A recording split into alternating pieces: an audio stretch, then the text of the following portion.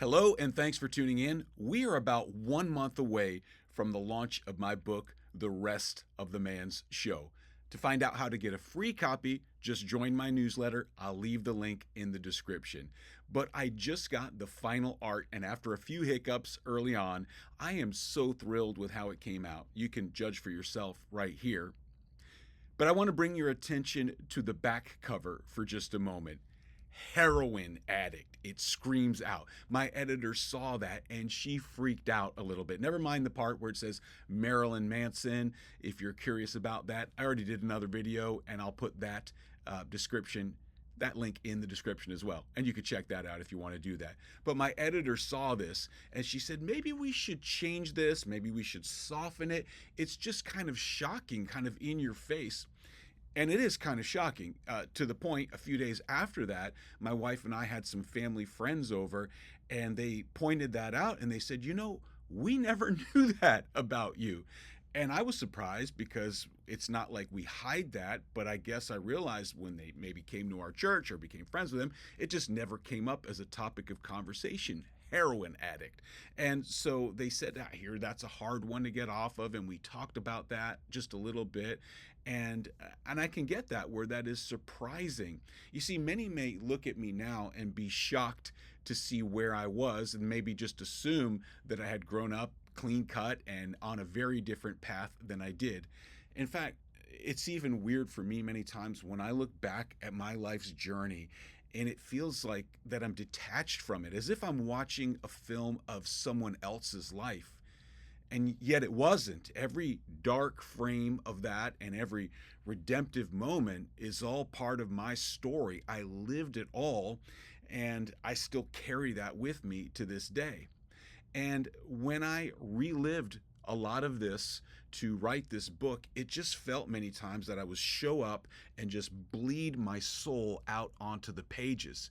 And after hours of writing, sometimes I would just stop, like everything had got drained from me. And it was just, it just kind of felt weird. Sometimes I felt numb. Sometimes I felt just like a little almost depressed. It's just kind of a heavy thing in some ways to walk through. So you could read all the details in the book, but back to the point about this, yes, it is embarrassing in some ways to talk about some of these things.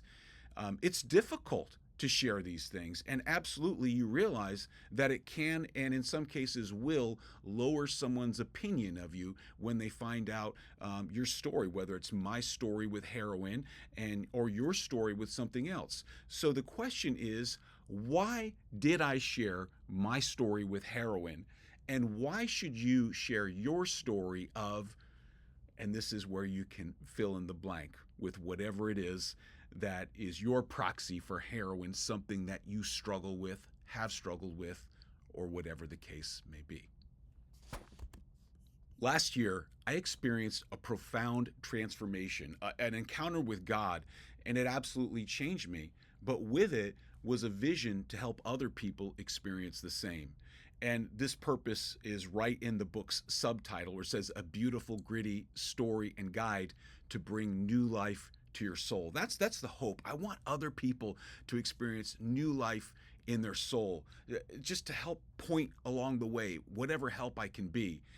People who don't really have a connection to God and might relate to some of the things in my story and the things that kept me from God for many years, but also people who do have a relationship with God, but are leaving many of the things that God offers them on the table. And I wanted them to see the rest of the man's show, God's show, and how to experience these things.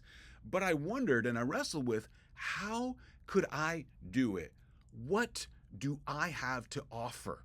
I mean, many authors and experts have specialties and areas of focus that they can help people with. Maybe they have advanced degrees, they have understanding and training in neuroscience, counseling, spiritual formation, all of that. But what do I have? All I have is this stupid story, a collection of life experiences that is raw, that is repulsive in some ways, but is also beautiful when viewed through a redemptive arc. So I just did what people of faith have done for centuries and just took whatever I had in my hands and offered it to God for His purposes with the hope that He could use it. So part of my book is about brokenness, not just heroin, but depression, shame, body shame, family dysfunction, my wrestle with faith, God, jail, my descent to rock bottom, all of that. But the next part is the redemptive arc, and I share sort of the experience of healing and breakthrough and how God even took the broken pieces and put together a mosaic that is just one more tool in His hand to share His story, His love, His purpose with His people. And so the second half of the book is all about the healing and transformation practices that I've learned and utilized along the way that I believe can be offered to help others grow as well. And it's my hope, it's my prayer, it's my belief that God can use all of this to change the trajectory of the reader's story, and they can in turn help share these things to do the same with others. And you see, that is why I share my experience with heroin and much more, and why you should share your story with, again, fill in the blank. Probably wasn't heroin for you. Maybe it was. But maybe it was something totally different. Maybe it was a habit. Maybe it's a behavior. Maybe it's a thinking pattern that still trips you up, holds you back, and prevents you from being the best version of you. I want you to move past that. And if you already have, I want to encourage you to be vulnerable enough to share your story or some of your story, because your story, your experience can help encourage and inspire others dealing with the same issue to find hope and change too.